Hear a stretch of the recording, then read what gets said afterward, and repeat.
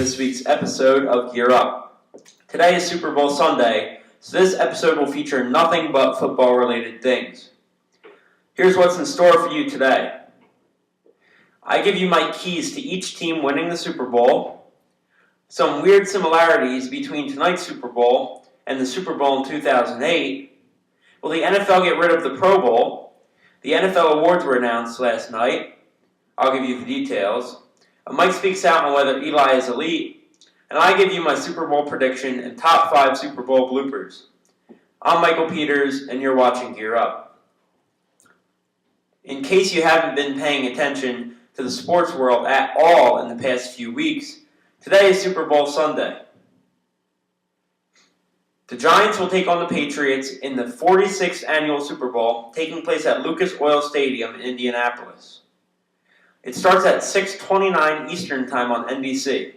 I still don't get why they schedule important playoff games for 6:29 or 7:59. Not that it bothers me, but why wouldn't they just schedule it for 6:30 or 8 o'clock?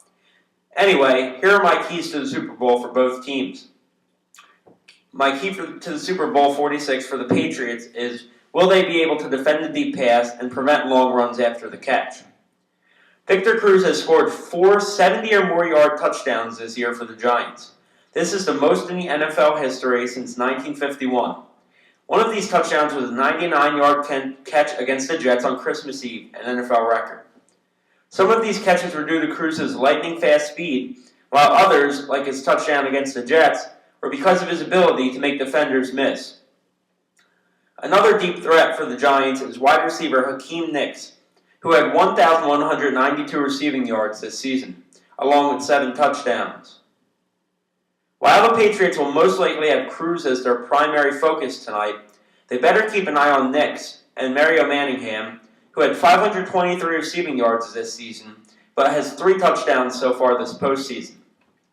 Stopping the big plays tonight will be the key for the Patriots when it comes to getting revenge or losing twice in a row to the Giants.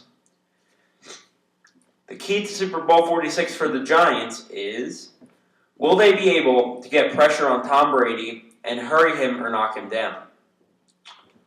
Everyone knows what Tom Brady can do if you give him time in the pocket and let him feel comfortable. He is probably the best quarterback in the game, and giving him time to let his favorite receivers like Wes Welker and Rob Gronkowski get open is deadly for opposing defenses.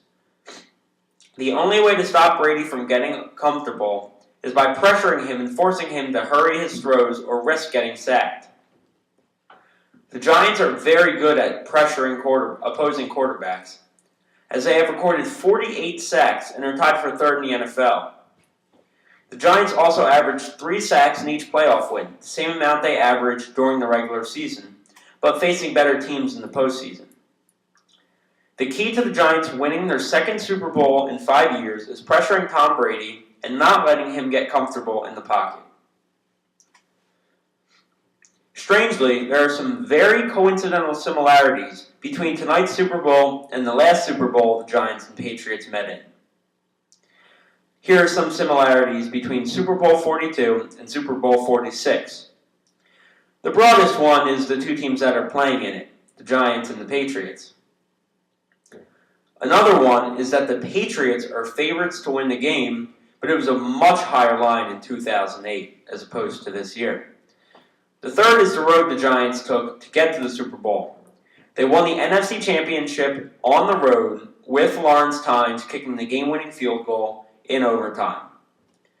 Both of these field goals were the result of an opponent's turnover. This year, it was against the 49ers, and in 2008, it was against the Packers. The fourth is the Patriots' number 1 seeding in the AFC. Yet another similarity is that the Patriots and Giants met in the regular season, both very close games. One more similarity is that a Patriots player suffered a high ankle sprain in the AFC Championship. This year, it was tight end Rob Gronkowski, while it was quarterback Tom Brady in 2008. The Patriots hope the similarities end here as they lost the Super Bowl in 2008, while the Giants hope tonight is an exact repeat. Speaking of Gronkowski's ankle injury, he practiced for the 2nd straight day on Friday and is listed as questionable for the game tonight. Gronkowski recorded 1,327 yards this season with 17 touchdowns. He also has 232 receiving yards so far this postseason, along with 3 touchdowns in 2 games. 2 unusual things happened on the eve of the Super Bowl regarding both teams playing in it.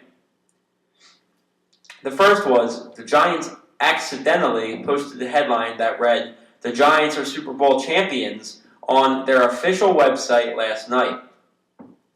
The headline was with an ad for official Giants Super Bowl championship gear on it. The page was taken down eventually.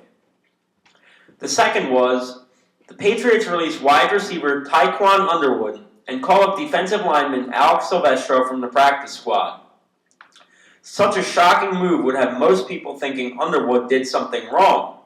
However, the move wasn't based on discipline, but a move that the Patriots will feel will help them out in tonight's game.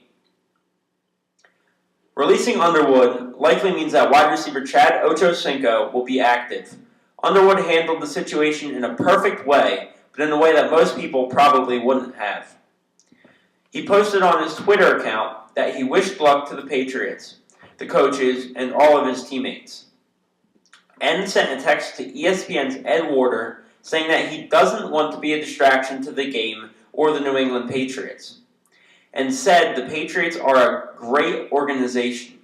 He also said he wishes them nothing but the best today. This year's Pro Bowl has faced criticism from lots of people, including NFL Commissioner Roger Goodell. Today, Goodell appeared on Mike and Mike in the Morning, saying, "We're either going to have to improve the quality of what we're doing in the Pro Bowl, or consider other changes, or even considering eliminating the game, if that's the kind of quality game we're going to provide." The Pro Bowl actually drew boos at Aloha Stadium in Honolulu, Hawaii this year. The annual NFL award winners were announced last night, with Packers quarterback Aaron Rodgers winning the MVP award in a landslide. Shocker. He accepted the award from the only 4-time MVP winner, Peyton Manning. Rodgers earned 48 votes out of 50, with the other 2 votes going to Drew Brees. However, Brees won Offensive Player of the Year for the 2nd time, and Ravens linebacker Terrell Suggs won Defensive Player of the Year. 49ers rookie coach Jim Harbaugh earned the Coach of the Year award. Also rookies, Cam Newton won Offensive Rookie of the Year, while Von Miller won Defensive Rookie of the Year. The Comeback Player of the Year was Matthew Stafford, quarterback for the Detroit Lions. Lastly, Matt Burke, an offensive lineman for the Ravens, won NFL Man of the Year. The NFL also honored their former players yesterday night as the 2012 Pro Football Hall of Fame class was selected. The class included running back Curtis Martin, offensive lineman Chris Dolman, Cortez Kennedy, Willie Roaf, Dermontti Dawson, and senior selection Jack Butler.